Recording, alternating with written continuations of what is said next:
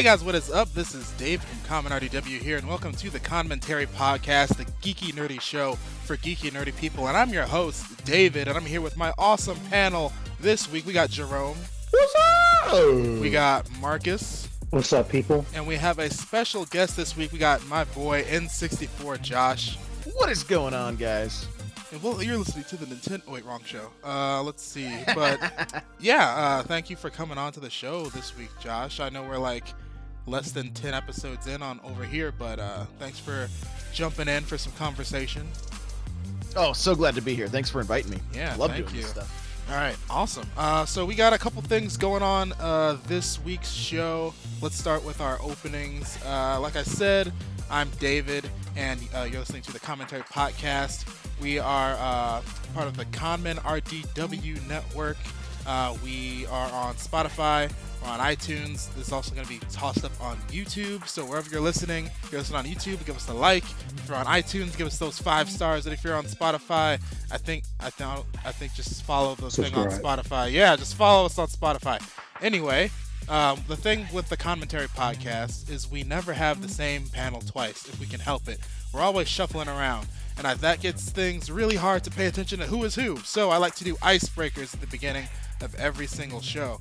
So this week's panel icebreaker is Thanksgiving is next week already. Jesus. We can only have 1 meat, 2 sides, and 1 dessert for Thanksgiving.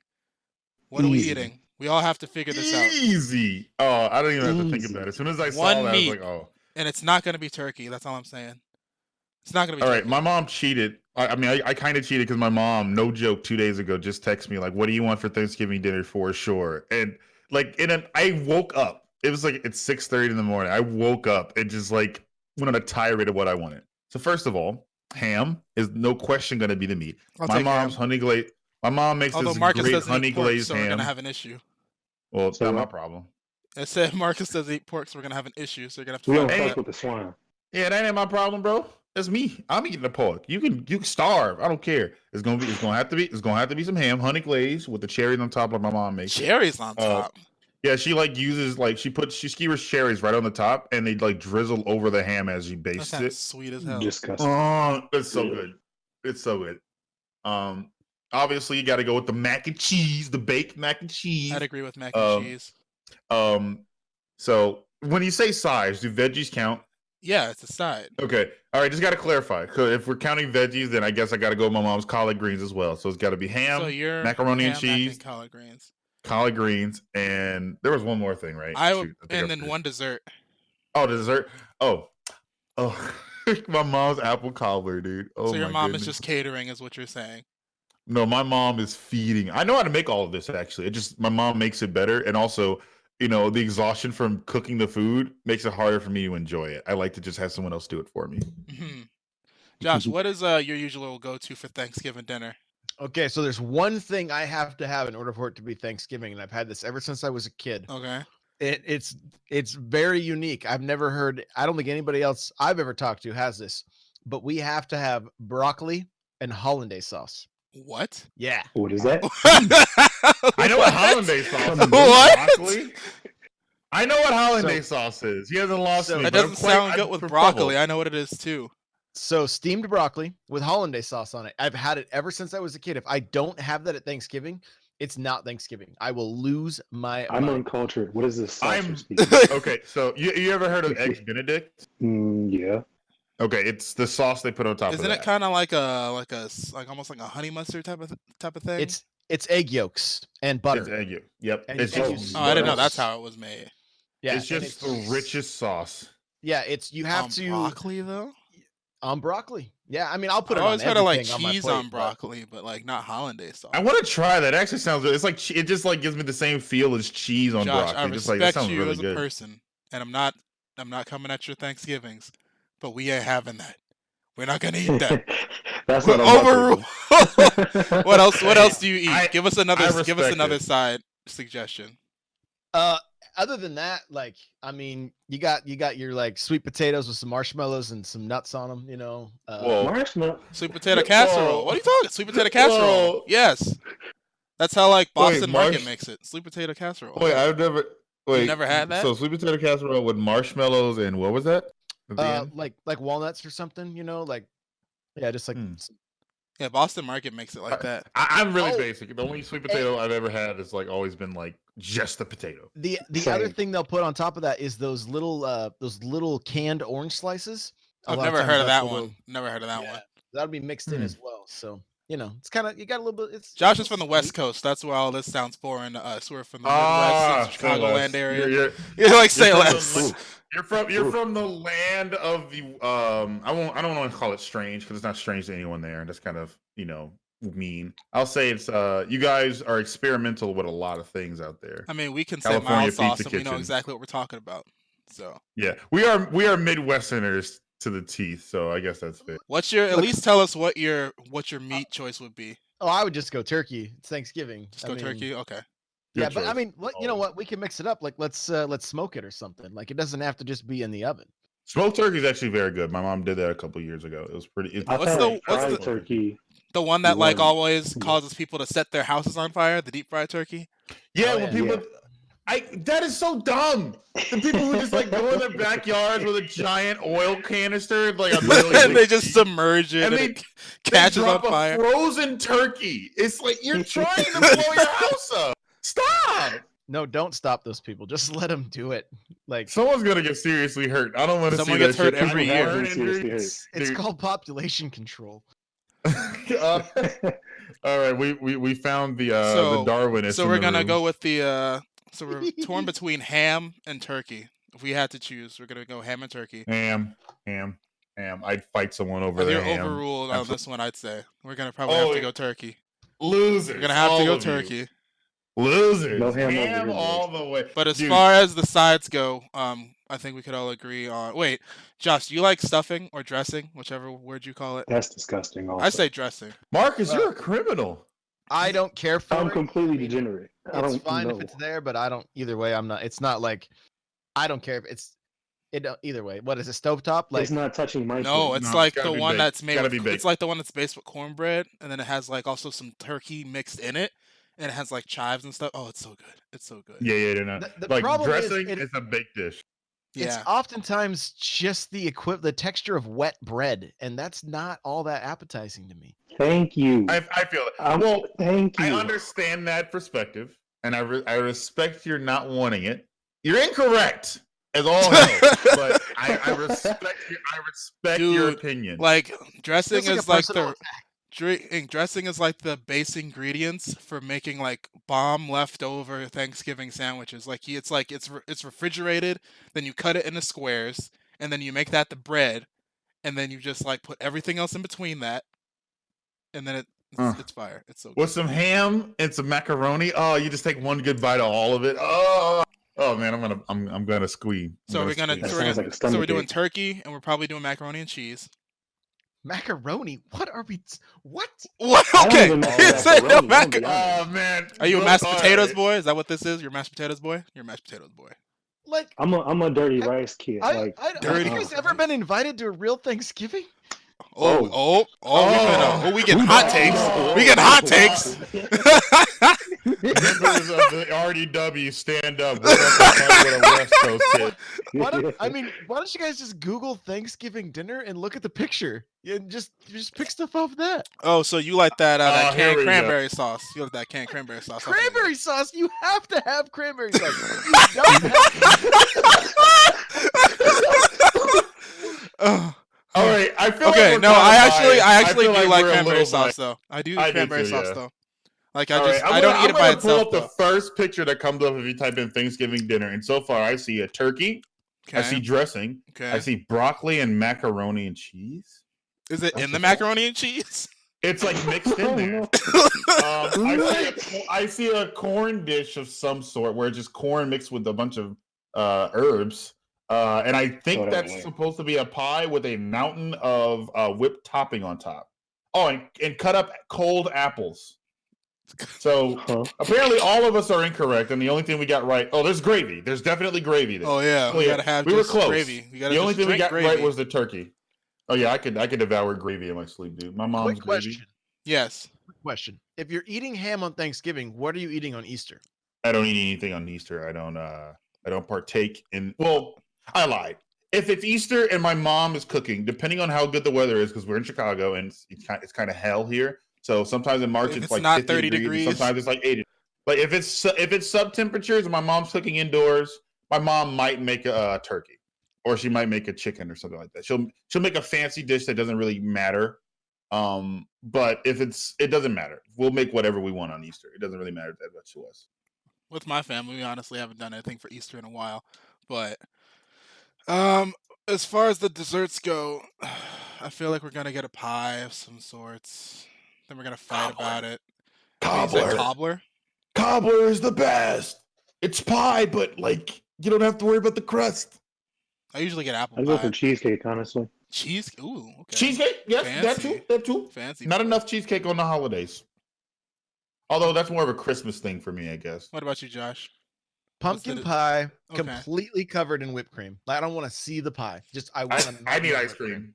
Instead of whipped cream, I replace it with ice cream. Sweet It has- potato. like It's bro. either I sweet like potato that. pie Yeah. or pumpkin pie for me, but they both honestly damn near taste the same.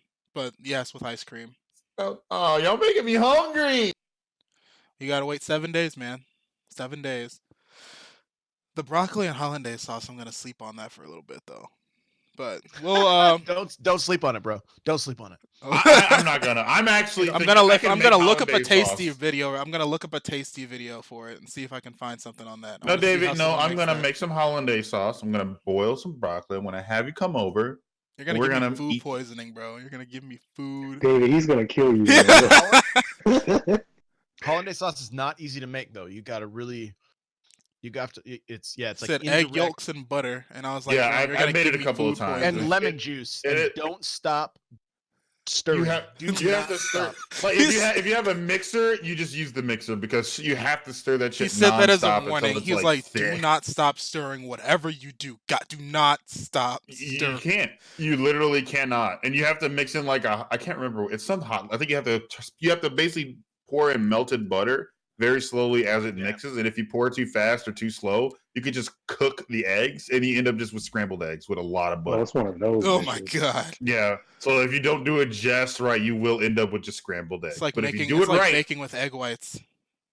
pretty much. It's an You egg. either make the egg It's egg whites that you yolk. have, but yeah. So that's that discussion. Hopefully, all of you listening have more of an idea of who we are, what type of people we are, and also that got us a little bit more talkative. We're all more comfortable talking to each other now since we all judge each other on our food choices for Thanksgiving. So let's move on now to the RDW updates for the week.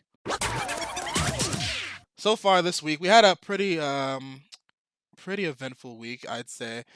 Jerome, he actually got a review code for this awesome game called Superliminal from the developer Pillow Castle, and it's really freaking dope. He beat it in like within the day. I gave him the code, and he also wrote the review that night, so that was a super fast flip. Jerome, talk a little bit about that actually. All right, so no spoilers. I just like in my review, I really want to avoid spoilers. Superliminal is, in my opinion, a very interesting use of talented developing. It is a perspective-based puzzle game where you're supposed to pick up an object, and your perspective of that object changes depending on how you're holding it, how far it is from the wall, stuff like that. And objects can grow or shrink, and you drop them all over the place to solve puzzles. That's like the best way I can describe it without spoiling it. It's really simple. You only have to click. You literally walk and click. Those are the only two mechanics, but it's super fun. It has a lot of potential. I would actually love to play a sequel of some sort or another game that is just a bunch more puzzles like that. I had a blast just streaming it, especially when I got a couple of friends on the horn to like experience it with me. It's a blast. Yeah, And we also have some Twitch it has clips from that. It's really funny. yeah, and it's got a really good message attached to it that I won't spoil. But Yeah. the developers clearly care about the product they made, and I'm glad I never heard of it because the surprise is all the greater for me. I didn't get spoiled on it whatsoever. I just jumped right in, and yeah, honestly, that is a must play for me. Like if you have to think of a game, an indie game of the year so far for me, that is like right there for me. Like no joke. I wish I was joking.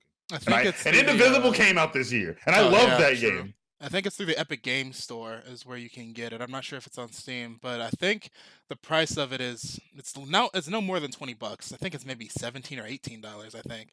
But it's very affordable and it's It is an amazing game. $17.99. If you like games like Portal or what other games would you say, Jerome? Like first person puzzle games. I can't think The of best any of them. description, the best comparison I have is a game called The Stanley Parable. Oh yeah, Stanley Parable. It's if you ever played that game, you'll love this because it's a slightly less comedic version of that. Like you get the comedy. There's definitely funny bits. Like I was in tears laughing at some of the stuff in that game, but it doesn't focus on that being the only thing.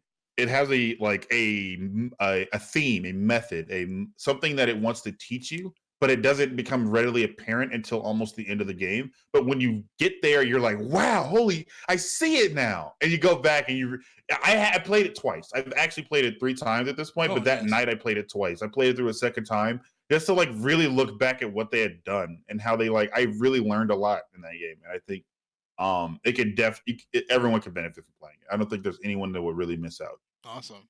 Yeah, solid recommendation. Like I said, Jerome did a review on it. It's on our website, www.conmenrdw.wordpress.com. We should probably buy that domain name one day. Anyway, we also have VODs on the Twitch channel, ConMenRDW on Twitch. So go and check those out. We actually have like the whole stream up on there in the VODs too. He actually had to play it. There's 2 clips because he actually got scared at one point because of how the game flipped its aura completely and then just snapped him right back in. So really cool game. Check that out for sure. And that's all we have for the RDW updates for the week. So now we're going to move on to our section of the podcast where we just talk to our boy N64Josh for a little bit, have him introduce himself, and also talk to us a little bit about what he is and how he's juggling being like a good content creator and also like juggling his life. So we're gonna do that now. Ooh. So Josh, let's just start with a hard introduction. Tell us about a little bit about your gaming history, like TLDR that for me real quick. Oh man, going back to the arcades, early 80s, Atari, NES, finally for Christmas, like in 1987. Me and my boy Mario been hanging out ever since.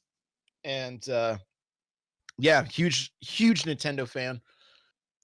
64, of course. I mean, N64Josh, right? Like GoldenEye, Perfect Dark, Mario Kart, all of my jams. The wrestling games on the 64 were also my jam. And GameCube, I tried to stick with it as best I could, but Halo actually pulled me in because it was the shooter I needed. On the Xbox? The Xbox or the 360? On the original Xbox. Okay. Yep. So I bounced between GameCube and Xbox at that point. The other thing was Xbox Live was just so revolutionary at the time, being able to take a console online. And I've been on Xbox Live for almost as long as it's been around. I think I missed it by just a month or 2 because I didn't have broadband internet at the time, so it wasn't available where I lived until I moved. So gives you an idea of how old I am. Yikes. And yeah, so I mean, I've been a huge fan of gaming ever since I can remember. Mostly console, not much on PC at all. And so now I'm loving the Switch and finally getting into games like Pokemon, which I never really got that into. Mario Kart 8 is on my Twitch channel all the time. You be having those channel-based tournaments and stuff too. Yeah, playing games like Smash Bros, everything. So anything Nintendo, I'm pretty much all about it. Awesome, so, dude. Like I'd say, like there's levels to being a Nintendo fan. Like there's when you're playing games with other characters other than Mario in them, like Mario Party or Mario Kart. Like, do you choose Mario? And that's every time. And it's like for me, I was like, I remember when I first started like playing Mario Kart and Smash Brothers. Well, Mario Kart and like Mario Party. I was like, it's Mario's game, but I don't want to. I'd rather just play with like Yoshi. So I never pick Mario, but you pick Mario every chance you get, and I'm just like, oh yeah, that shows the that was me dedication. For so long. I did that for so long. I actually know that feeling. I think I did that in pretty much every game of the ilk, like Mario and Mario games, Sonic and Sonic games. Like if the main character was available, I would get mad if someone took it from me. If I had any other choice, I took it. But also, Josh, tell us a little bit about what got you into Twitch, because I actually was in your stream earlier today, and you said that you've been doing content creation for like 10 years, but I found you like 2 years ago. I don't remember how, but you've been doing Twitch consistently with your podcast, the Nintendo Powercast, for at least 2 years now. And yeah, just talk to us a little bit about that. Yeah, so after Halo, I kept Bungie. I still love them, right? And they came out with a game called Destiny, and so I got really into Destiny. The Xbox One had come out. You were able to stream right off of that onto Twitch, and that's where I got started. I remember I did a charity stream. Not a single person knew who I was. I had a few different people from the community jump in who I had literally just met, and that's kind of what got everything started for me. And did Destiny podcast, covered that game extensively for 3 years. I still have my old website, thelootcave.com. The Loot Cave is on Twitch. It's on YouTube. It's I did all that branding. But then once I got bored with Destiny 2 after it launched, I really wasn't that into it.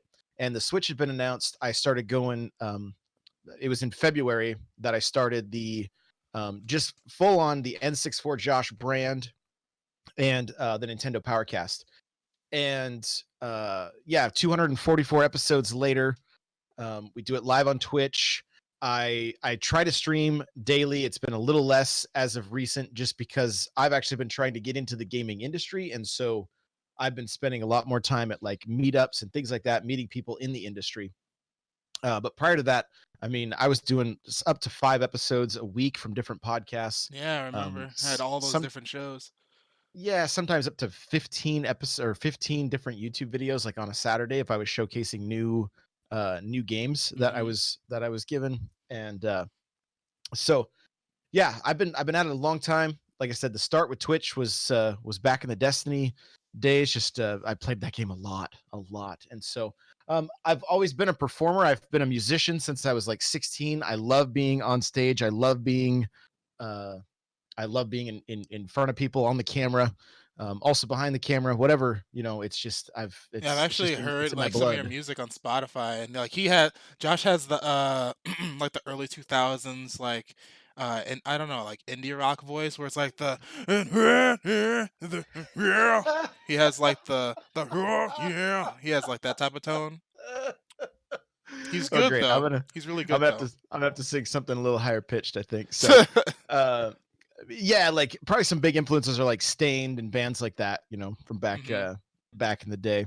But yeah, so I started content creation about 10 years ago, like doing a photography blog, and gaming is what I've always been passionate about. So I finally made that transition and just started covering gaming, and then just started growing this Nintendo community around the Nintendo Powercast. I got really lucky, and the Nintendo Powercast, the name Nintendo Power is great. When you add cast to the end of your podcast, there's a problem. No one searches for that.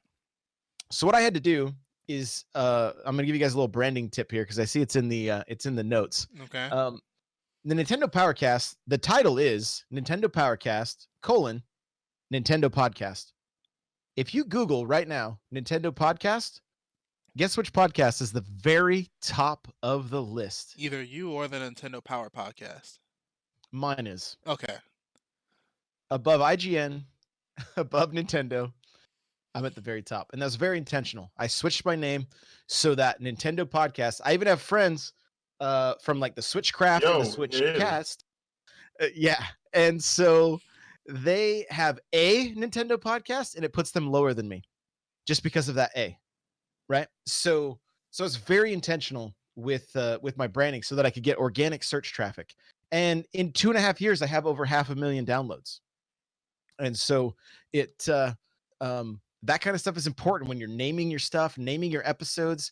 And if you scroll down a little further, you're going to find episodes on Spotify of my show are on that first page as well. And so you want to be very intentional with how you title things so that they show up in searches, because that organic traffic is like critical to the success of your content. Well, Josh, how do you like, since you said you have all this stuff going on and you've been doing this consistent content creation for all these years and stuff, you also have a family that like you have a kid, you have a wife, you have a dog, you have all this stuff going on. Like, how do you juggle like regular life with the hosting and the videos and stuff like that? Yeah, I got 4 dogs, 4 kids, and 4 wives. So, Wait a minute. Wait. I'm just kidding. I'm just kidding. I'm just joking. So, but I do have 4 kids and 4 dogs. Here's my schedule. I get up at 2:30. I go to the gym. I get to work by 4. I work from 4 to 2. I don't really I take one 15-minute break where I walk a mile just to close my exercise ring after, if I didn't make it at the gym. And I get home at around 2:30. I stream from 3 to 6 most days. Some days I go longer if it's like my designated stream day or whatever. And so usually Mondays will be like an 8-hour stream or something. And so but if I'm done by 6, then we can have dinner and some family time or whatever. And then I try to get to bed by like 9:30, but it usually ends up being like 10:30 or 11. And I'm right back at it again. That's 4 days a week. Fridays I'll sleep in a little bit and still hit the gym early. And then but as of recent, like I said, I've been spending a lot of time down in Seattle, meeting with different game developers. I was at a launch party for an indie game this last Thursday. The title of that game was A Distant Memory, I believe that's what it was. And so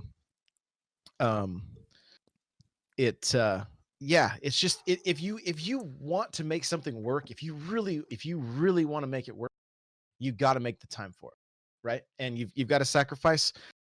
If you ask me how much content I consume, if it's not in audio form during my 10-hour workday, I don't watch YouTube videos. I don't watch Twitch. I don't have time for it. I'm making the stuff.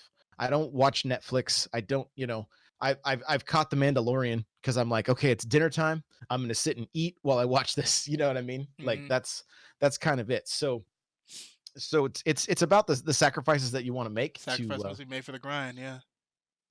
Yeah, and so giving up some sleep and things like that. Like what it has done is it allowed me to build my resume so that when now that I am trying to get into the gaming industry, I have a pretty you have a solid pedigree at this point.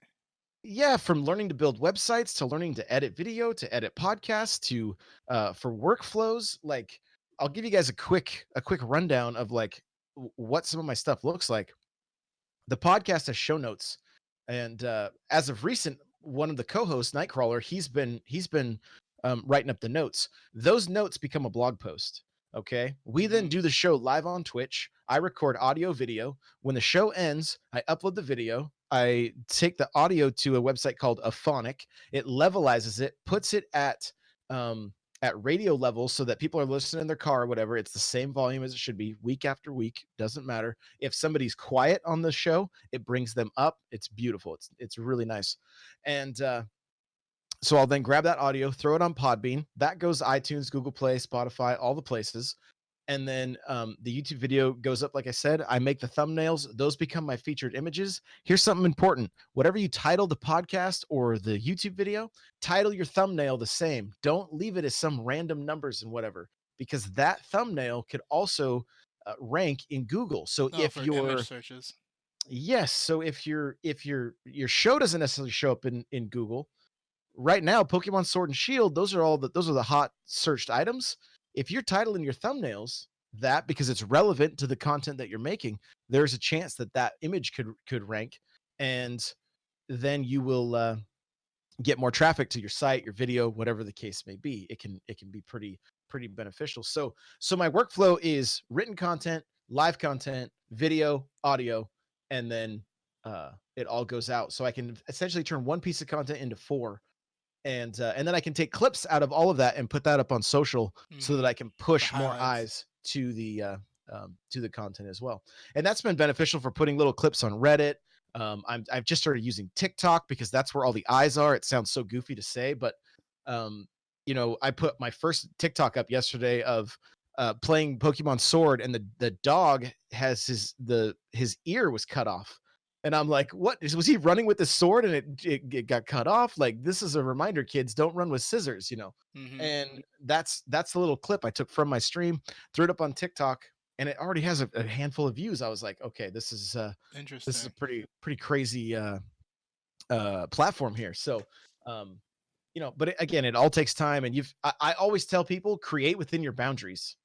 And if you do that, you're not gonna get like overwhelmed. And so I don't edit a lot of stuff. I don't have time for it. I just do everything live, and that's how it goes out. And I'll make fun of myself if we screw up or anything like that, but it just goes out that way. So that way I can be putting out as much content as humanly possible. Josh coming on the show with the keys. I hope, were you writing that down? Jerome, were you writing that down? Write that down. Yeah, I wrote it down. Yeah. But for sure, dude. Honestly, that covers the Monday motivation, really. All the tips and tricks from N64Josh on what his grind is. And honestly, like I just recently finished classes because I've been in like broadcasting media school for the past couple months. So now I'm out of that. So now I can actually dedicate more time to my extracurricular content creation and stuff. So I'm gonna probably start figuring out my grind for Conman and stuff like that. But yeah, that's some good tips to take for sure, man. Thanks for that info. I'm sure a lot of people listening also will find that valuable as well. I hope so. And as far as some motivation, I've been talking a lot about mindset recently, and I'll just make this quick, but set your bars for success somewhat low so that you can achieve them on like a weekly or monthly basis, and it feels like you're making wins. And then raise it after you succeeded at something, so that you don't set it so high so that you always feel like you're missing the mark. Set it for marks you can reach, and then adjust as you reach them. So it's a constant growth, and you always feel like you're growing, not feeling like you're falling short. And I think it will help in the way you create content. You'll come across more positive, you'll be more likable, people will be more drawn to it, versus if you're constantly fighting yourself mentally and then trying to put on that happy face, which that was me for like 2.5 years. Like, set those bars to where you can reach them and you can celebrate those successes. It's very important. Very important. Awesome. Again, thank you so much, Josh, for those for all that information. That's really good. Like I said, many people will find that stuff valuable. But now we're going to move on to a couple news points that we have for this week. So one of them is actually something very interesting, something that's been getting a lot of traction this week. Literally like a couple hours after we recorded last week, this trailer for the Sonic the Hedgehog movie got dropped. The revised version of the Sonic the Hedgehog movie trailer, where Sonic actually looks like Sonic now. So it actually looks really good. Jerome, you're like one of the biggest Sonic fans, I'd say, in this call. So like, what did you think about that trailer? I knew it. I freaking knew it. Look, okay. So here's my thing with the whole Sonic movie. I'm strongly in the camp that the conspiracy is Sega intentionally released a garbage-looking Sonic to gauge feedback. They never really planned to like rush the designers or anything like that. They just wanted to gauge interest, and the controversy made it even easier. Like the thing about Sonic is that for the last like I don't know 20 years. Like 20 years even, like the best Sonic news you hear is usually bad Sonic news. Like it's the best because it's the biggest and everyone's talking about it, but it's never because it's like Sonic did something amazing. Sonic Generations is like a lightning in a bottle. Other than that, not much has been said. Sonic Mania came close, but usually it was on the back end of like Sonic Forces sucks and everyone should play Sonic Mania instead. So with that being said, I kind of saw it coming. As soon as Tyson Hess started acting all hush-hush a few months back during the whole controversy, I kind of was like, oh, he's been in there. He was the one who actually was ahead of the redesign, right?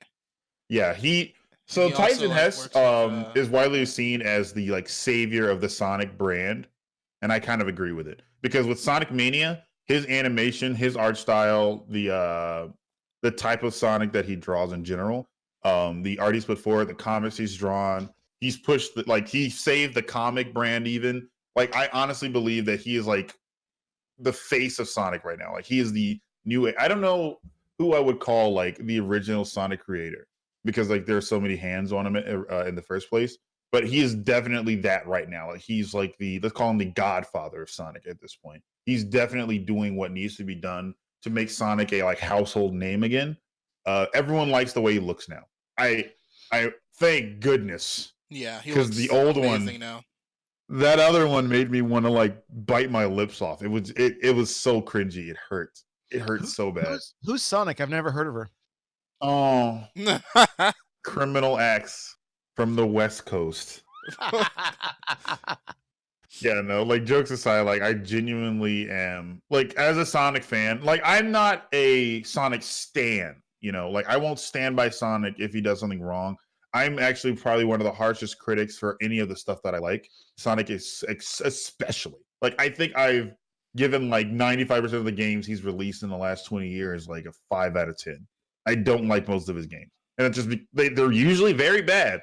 The ones that are good are usually marred by something terrible. This time, though, I was not expecting this movie to interest me as much as it did. The Jim Carrey pick was amazing. I love Jim Carrey personally. Solid, yeah. I think he works as like the goofy, stupid villain. Eggman doesn't have to be fat. He could just be like they could find some other reason that he's called Eggman. Who knows if they even choose to do that? I think Sonic's characterized pretty well. Goofier than I want. It's probably going to be super corny, but it's going to be no more harmful than say Detective Pikachu, right? Like Detective Pikachu wasn't what everyone expected, but people loved that movie.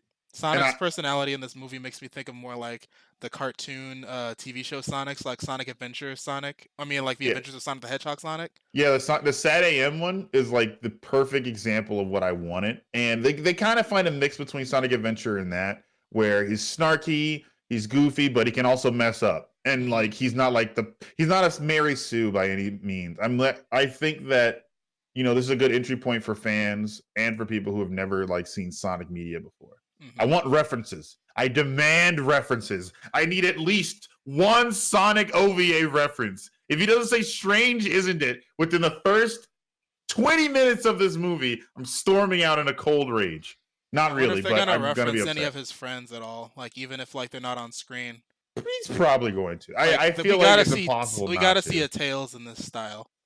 Yeah, I want it. Dude, at the end, if we get like a scene where he's like walking back through a ring back to his home world and you get to see like Tails and the crew, I might tear up. I might actually tear up a little bit, dude. Really or even better. Okay, so even better. They do a thing where he's where they make the home world like 2D animated, like the opening to Sonic Mania. Oh, that'd be cool. Oh, really cool. Or like even just the end credits. That'd be enough. Dude, I just want more Tyson Hess Sonic drawings. I just want more of it. I don't care if it looks realistic. I want more. Josh, you being a dad, have your kids seen the trailer and like they want to see it, and you're also just like, I want to see this because it's a Sonic movie too? My youngest is 12 and only cares about. So yeah, I would probably end up going to see this by myself. So they're gonna come with you to the movies. You're not going with them to the movies. Yeah. I mean, it's Sonic, so I doubt I'll go at all. I might wait till it's on Netflix. On Netflix, yeah. I'm just kidding. You guys are all silent and angry. Like I'm only messing around. Like, oh no, don't worry. I was wondering I'm if it would actually go on Netflix. steaming to the point of explosion. Don't worry. I posted a meme this morning of Sonic the original with Sonic the movie, and then a Goomba with the movie Goomba. And the ones with no necks. Yeah, so Sega's winning the movie game here because they're definitely doing what Nintendo don't, and that's making something that's accurate to the brand. Yeah, dude, if the Mario movie ends up being like worse somehow than this Sonic movie, that'll be super surprising. Or even better, if this rumor about a Studio Ghibli Zelda is real. Oh, the Netflix Zelda thing? Yeah, that looks dope. I need that. I more than anything else, I need a Studio Ghibli Zelda. Like, I need Nintendo to recognize that their product needs to be respected, like Sega clearly is at this point, and give me a good Zelda movie. Speaking of Studio Ghibli, aren't they like owned by Disney? Like partnered with Disney? Like licensing wise? I don't think they're owned. I think they're. Because that would be dope if the Studio Ghibli movies came to Disney Plus, which came out last week, and that's actually what we're about to start talking about. Do you guys have Disney Plus subscriptions? Because I do. I'm loving it. I'm sharing it with a friend, but I paid that $7 a month. would have dropped the whole 70 if I had it, but I don't. I got my first year free. How? Verizon Wireless Oh, right. Unlimited. Yep. That's how I have a couple Aw. friends that did that. Yep. Dang, I was just gonna. I wonder if that's how long that's gonna go on because I kind of want to do that. That's a good I'm deal. getting a new phone anyway. All that for free? That's so much content, dude. Well, So I much won't need it. My friends, my roommate has it, so we binge watched the X-Men 80s cartoon. Is that the one some where That's it's So like the meme where Wolverine's in the bed with the picture frame? Like the same show? So bad. Dude, I'm an old soul. I was born in 94, but I've been watching cartoons from the 80s since birth. I can't stop. I'm stuck on them forever. I feel like I'm like 10 years older than I actually am. And the 80s stuff, the content on this goddamn platform, I'm so happy. I'm not gonna lie though, it kind of hurts when my roommate really wants me to watch Hannah Montana. It hurts a little bit. Where like the first thing I see when I come in the house yesterday was just Hannah Montana screaming, and It's the best of both worlds, bro. Best of both worlds. No, it's the worst. It's the freaking worst. But yeah, no, I've been like binging like just 80s cartoons, the 90s spiels like Goof Troop and stuff. I have like 5 people on my profile right now. Actually, I have like 5 people on my profile right now. Because like I have a whole bunch of people. Because with Netflix, I have so many streaming services that I've been borrowing. Like I never pay for Crunchyroll. Well, I stopped paying for Crunchyroll. I'm borrowing a friend's Crunchyroll. I'm borrowing a friend's Netflix, who already has like 3 other people on her Netflix account. I'm also borrowing my girlfriend's Hulu account, and I was like, I gotta give back. So I'm just gonna take Disney Plus, and now you guys can just use my Disney Plus account. So we all eat. Everybody eats. It's great. Josh, what have you been? Brother Nature motto. The Brother Nature motto. Everybody eats. Everybody eats. Josh, what have you been watching or turning on for your kids on Disney Plus? I have no idea what they've watched. I've watched Mandalorian. Oh yeah, the Mandalorian. Yeah, I actually was thinking about going in and watching the Star Wars movies because I've never been super huge into Star Wars, but it's like if it's there, I'll like try to get back into it because I feel like it's like a series that I could not get into Star Wars as a kid. I was never big into sci-fi, but it's like now if I was to go back and watch it, especially in the timeline order, because I think all the movies are on there and all the series are on there, I could probably get into it that way. So I might give it another chance. We'll see. But yeah. Also, most of the MCU movies are on there too, and that's like perfect. Almost. Poor Spider-Man. I really wish Far From Home was on there. I want to watch Far From Home and Toy Story 4. Toy Story 4 is not on there yet. That sucks. I want to watch Toy Story 4. Far From Home You said Far From Home is what? is good. Far From Home is really good. I need to watch that movie. Just like Yeah, I saw it in theaters. It was super worth. I love that movie. Yeah, I really need to watch that. Let's see what else. There's a lot of movies actually that got trailers this past week, like the SpongeBob movie trailer. Because I'm a child, I love SpongeBob. That was gonna be funny. That was actually really funny. Say that again, Marco? I said I'm hyped to see that. I've seen every SpongeBob movie. The last one was super I don't care weird. about the show anymore, but the movies are so fun. The last one, the reason I wanted to watch the last one, the Sponge Out of Water movie, was because he became CG at the end, but that was literally the end. I thought it was going to be more of that throughout the whole movie. So they basically took that engine that they used in the Sponge Out of Water movie where they became superheroes and just made that the whole movie. But it also kind of looks a little stop motion-y, and I'm really like excited about that. Like the graphics in this movie are phenomenal. I did not expect like this art style from a SpongeBob movie, especially like with how successful and identifiable the 2D art style is. So I'm really excited. You know what it is? That. This is what I think of as a renaissance of stylized animation. See, I think the problem with animation in modern times is that it's become very robotic, and everyone wants to do CG, right? But no one's trying to be creative about it. CG has one issue, and it's that it's too perfect, right? Everything looks too clean. It makes it harder to be expressive with that.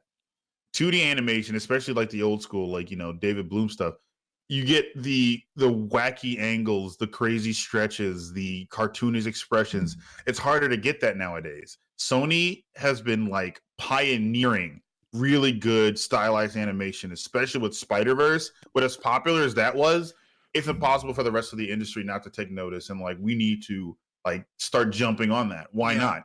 What's the harm in doing something that clearly works and looks really good? Claws, that movie that's on Netflix right now. Everybody go watch Claws. It's super good.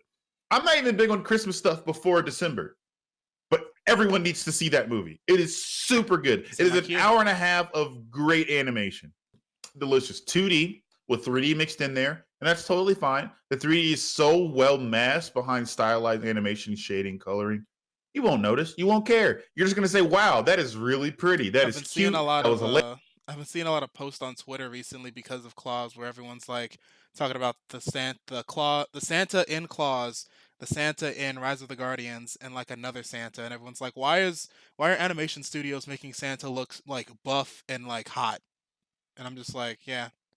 I don't think that's fair. Claus is just a giant mass. Or just like they're just like Dad Santa. They're just like Dad Santa. That's what Santa is. He's a dad. What about you, Josh? Have you seen the trailer for this new movie?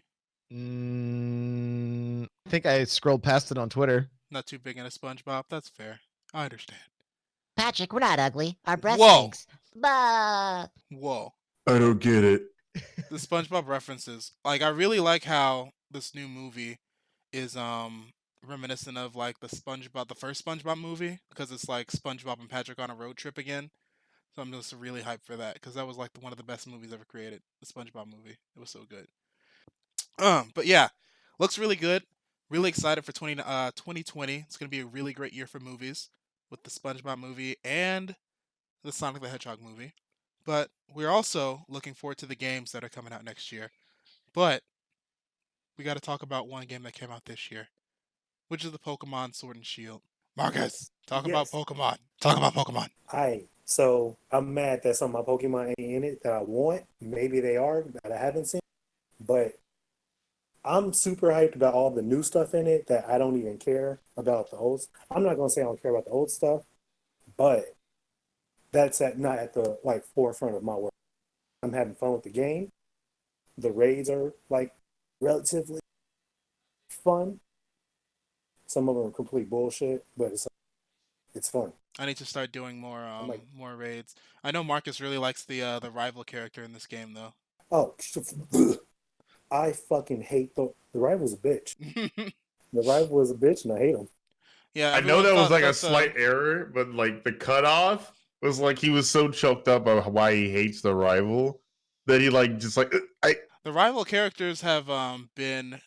Lots of people have had a lot of different thoughts on the rivals. Well, I think it's been actually pretty unanimous. No one really likes the rival character as much anymore because they're not really rivals. They're more like that kid that's also going on the same journey as you, but they're also kind of just pushing you on the journey because they also want to do it. That's because they're not mean. See, when I was growing up in my Pokemon games, I had Gary Oak and was it Silver? I think it was Silver. I had Pokemon Silver, but I don't remember what. No, his name was Crystal, I think. Yeah, he was an asshole. The first thing he does is tell you how much you suck at Pokemon and how he's gonna kick your ass. That's it. That's all. That was the rival character. It wasn't like this hand-holding, like we're friends, but I'm your rival. They don't have to say that they're your rival. They're just gonna say, I'm gonna kick your butt and I'm better than you. And then they walk away with triumphant music in the background. And they also pick the opposite type Pokemon that you have because they know they'll counter you. Just to spite you. They're like, you know what? I don't even care about this Pokemon. Screw you.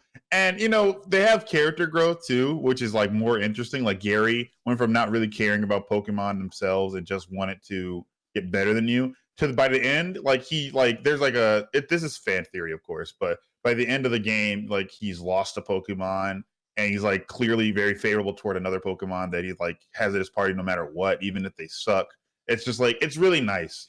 And nowadays it's kind of like cookie cutter. You just get like the quirky guy. 2 games in a row so far, at least generation wise. Yep. We've gotten like the quirky guy who follows you around. He's super goofy, energetic, same animations. Animations, you know, yeah. But overall, I think it's like it's fine, but they're clearly leaning toward like a nice boy. They're not trying to go for the mean character anymore. But they do sprinkle in a mean character, which is in this game it's Beady or whatever his name is. Beady's garbage too. He's just like, I haven't gotten past the 3rd gym, but so far Beady is just like a stuck-up douche, and I'm just like, oh, I let you win that battle because you're not worth my Pokemon's full strength. I'm like, dude, shut up. Shut up! Shut up! This game makes me miss Gladian from Sun and Moon. I think Gladian actually had more. Like Gladian was at least a little bit more interesting because he had kind of like a thing going on because he was Lily's brother, and also like the Lucamine's kid. So like there was more going on there. This one's just like, he's just like angsty because he got a sponsorship from the freaking the chairman, and he has something to prove, but he's just a dick, and it's like, okay, whatever. I like Gladian because he was like kind of like an edgelord. He's a kid, he's an emo. He's like, this is cool and this is what looks cool. My mom's not really this and my sister's this, but I'm this. I'll give it to him though. I give it to Beat though. He throws a Pokeball pretty dope though. He does. No, he's just like, yeah. I love the way he throws his Pokeballs, dude. Yeah. I know, Josh, you're not even at the first gym, right? I feel like this is a personal attack. No, I was just wondering. You're also like you're at the Wild Zone, right? Joking. Yeah. I just I play these games. I play them pretty slow, and yeah, I got to the Wild Zone, and then everybody in my chat was like, "Hey, can I give you this? Hey, can I give you this?" And I was like, "Okay." So then it was just like I just got a bunch of eggs, and somebody gave me a Pikachu, and then they're like, "Hey, if you go back and talk to those kids, they're gonna give you an Eevee." I was like, "Oh, okay." I didn't know about the wait. What type kids. do you have? Like, which game did you get? What? You got Sword or Shield? I got the double pack with the Steelbook from Target. Oh, okay. Oh, Big spender. Okay. I collect the Steelbooks. So what can I say? I thought we all got the double pack. not everyone. No. I don't own any Pokemon game. But I didn't know you could get the Eevee. I need to go back and get that Eevee because I have. I need to get my freaking Jolteon. So. I need a Sylveon. You can't evolve the ones you get from the kids. Apparently. Oh no! What? Criminal. This is a travesty. If I get an Eevee in a game, I demand to be able to make. Is that the Umbreon Eevee that can and/or... Gigantamax though? That becomes like a big Floofeon once you Gigantamax it? Okay, that's cool. Yeah, Floofeon, is that an actual Pokemon? No, that's what I call it though. No. Oh, that's cute shit. That's cute though. I like that. I don't know. It does some kind of max thing. I'm not real sure because I'm still new to this.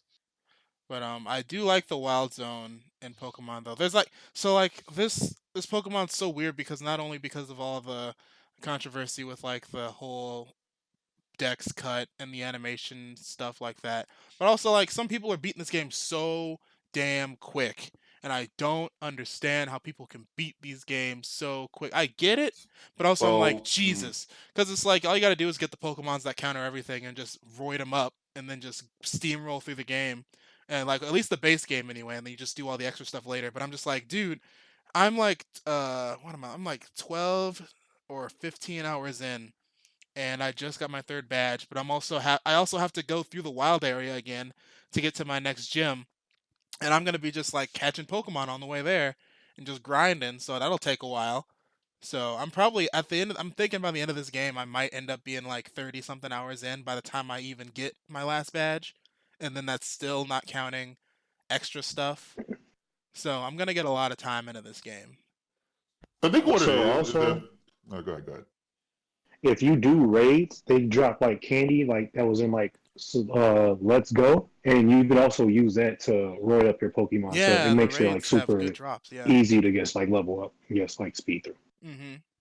So yeah, there's like a lot of reasons to. There's a lot of different ways you can play this game other than just speeding through it. You gotta consider like those just hyper efficient people that just like bulldoze through games. They just exist, especially. And then there's also the shiny hunters that have been in the same first area for like their whole first 12 hours trying to find shiny Wooloos and shiny like whatever else, shiny Rookidees. They try to have that golden what's it called? I haven't caught a Wooloo. You haven't caught a? Yeah, I don't want a Wooloo really. I refuse. Like the evolution looks cool, but can't be bothered. Mm-hmm. I'm probably gonna get a Wooloo just to have one. Josh, what's your do you have like an idea of what your team's gonna look like? Do you usually go for the newer Pokemon, or are you gonna try to stick with like the older ones? Because I've seen people beat the game with just like all Gen 1s, and I'm just like, you boring sons of bitches. I have no idea. Like literally no clue, because I don't even have. I mean, I've only seen very few. My chat will help me put them together. You guys were talking about Wooloo. The only thing I could think about when I saw Wooloo next to Charizard was Jurassic Park.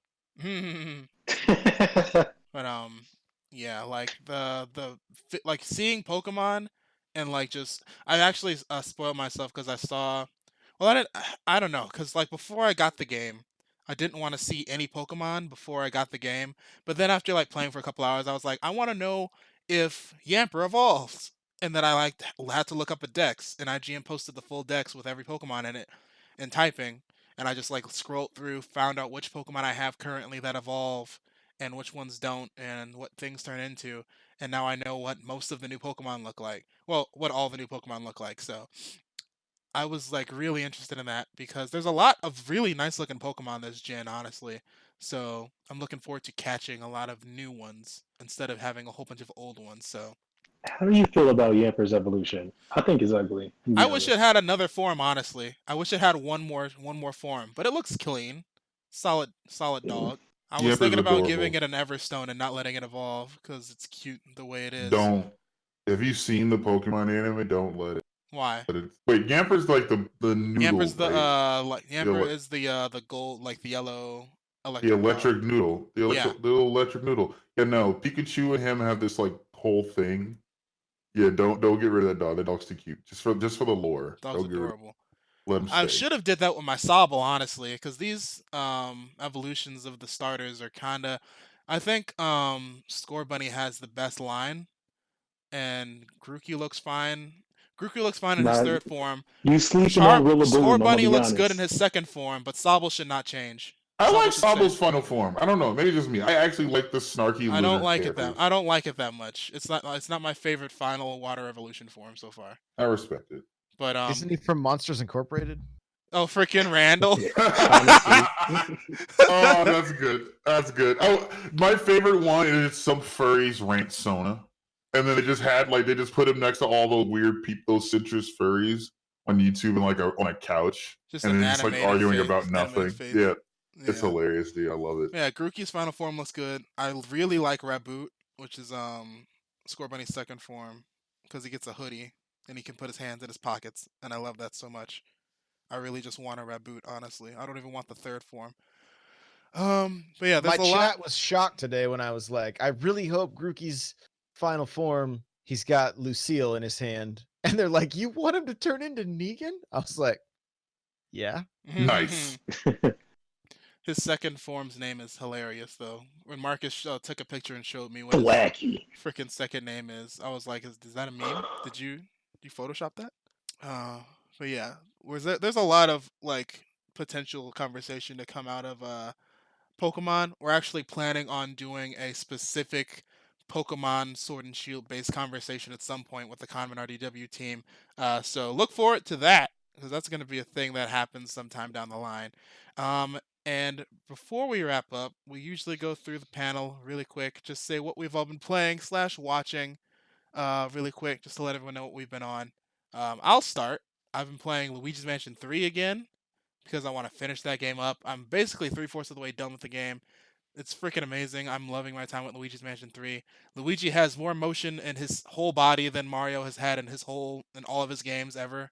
So hey, watch it, dude. Like Luigi is carrying right now, bro. A Nintendo fan who's not a Luigi goes Ouija board. through it. Shame. Luigi has gone through more things in this game than Mario has ever gone through. Mario doesn't have growth. Luigi has growth.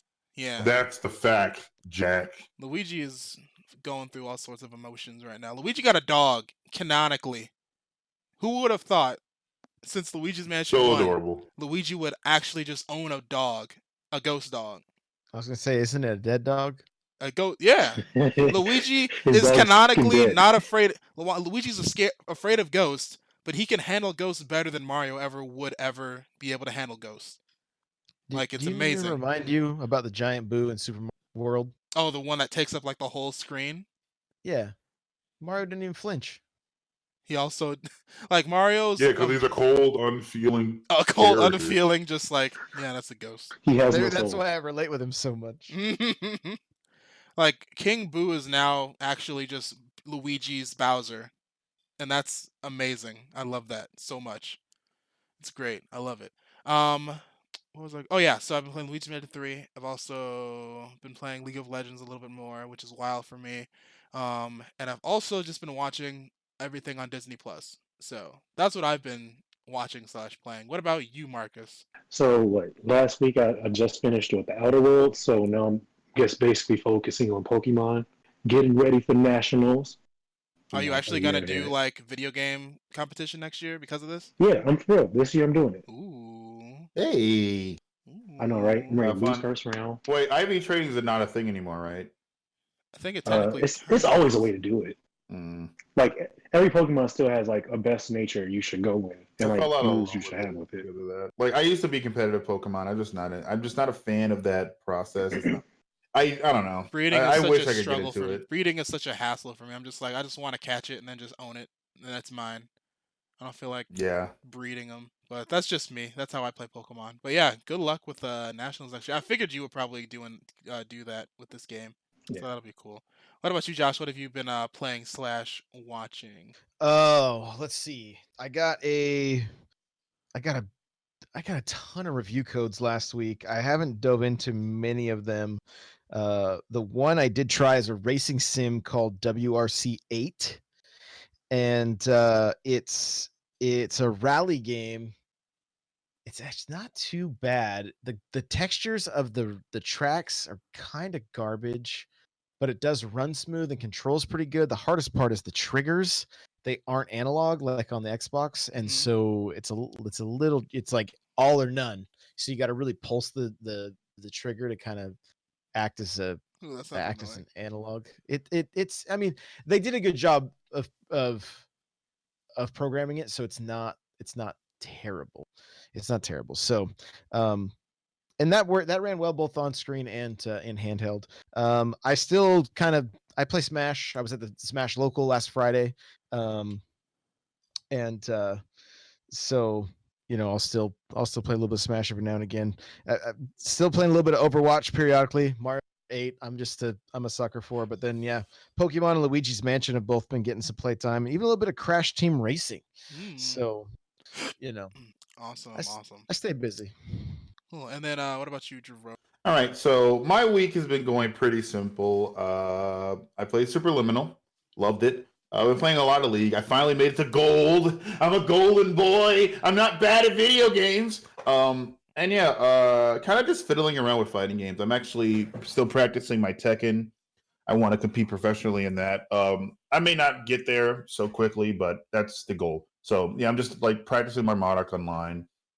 Choke slamming dudes into the wall until they die. Same old. Nothing too new. Dope. Not watching anything? Not right now. Well, I want to start The Mandalorian, but besides the binge watching I've been doing on Disney Plus, nothing really. Okay. Rick and Morty's new season's cool. Oh yeah, I gotta freaking watch season 3, so I can watch season 4 stuff. Yeah. You never watched season 3? No, I didn't, because that was in the phase where Rick and Morty fans were getting super annoying, and I was just like, and I fell off for a second, and I was just like, never got back into it. So I just got to go back and rewatch season 3. Might damn near start the whole show over again because it's been so long. I don't know. We'll see. Do it. I might, bitch. I might. All right, and I think that's the show. That's the show, guys. Good job. We did it, guys. Woo. Yay. Enthusiasm. I love it. Enthusiasm. I feel it in my soul. Okay. So, thank you guys so much for listening to this episode of the Commentary Podcast, the Geeky Nerdy Show for geeky and nerdy people. I'm your host, David, and everyone go around, say goodbye. Say goodbye, Jerome. Goodbye. Goodbye. Say goodbye, Marcus. Good to meet you, Josh. Though you're super. Adios, fellow nerds. And also, thank you so much for being on the show, Josh.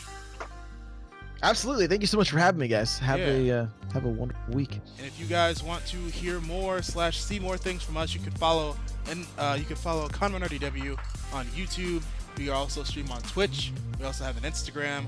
Basically, all social channels. Look up ConMenRDW. Also, you can find N64Josh by just typing N64Josh in on Google, and he's everywhere. And also, is correct. Tune in onto his show, the Nintendo Powercast, live on Twitch. On what days? Usually Tuesdays, but I'm going to be at a meetup tomorrow night, so it'll be Wednesday this week. And also, you can just listen to the show in post on Spotify and iTunes as well. Basically, damn near every single audio streaming service, as you can with the ConMenRDW podcast as well. So with that, I'm going to leave you guys. So I'll see you guys on the next episode. Bye. Bye.